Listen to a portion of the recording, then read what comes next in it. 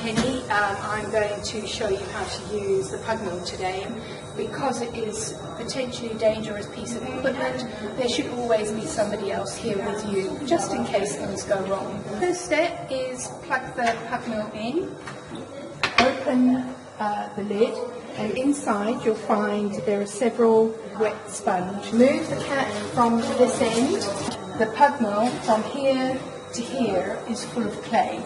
So the reason why we keep wet sponges is to keep the clay that's inside this unit wet.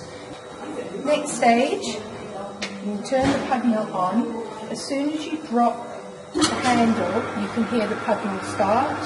The action of pushing down allows the clay to start moving through the screws, and it gives it the opportunity to start coming out this end. I've taken clay that's been used, it's been dried.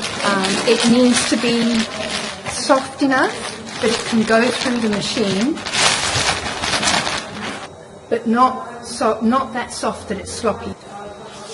Put it in the top and start pushing down. In pug mill is not raw clay. That's just clay that's been left there over a period of time. So what I do, in order to make my clay as smooth, as malleable and as workable as possible, is I put all of the clay through once and then I put it all through a second time in reverse, so that the last clay that goes through was the clay that was already in the machine.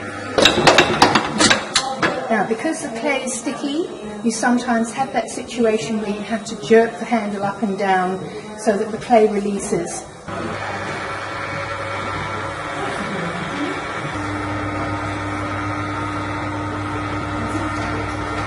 But there's nothing being extruded out of the end anymore, so it's now finished. So now, once we've no longer got any more clay being extruded when the machine is switched on, we'll just turn the machine off and remove the key, and that is going to get hung up back in the clay room. Let's scrape off the clay that's on there and the stuff that's got caught up around the edges. We've got our sponges. Please wet them. They don't need to be dripping with water, but they do need to be heavy with water. So the last thing we want to do is just unplug the machine and get that cord out of the way, and clean up the workspace around here. Enjoy!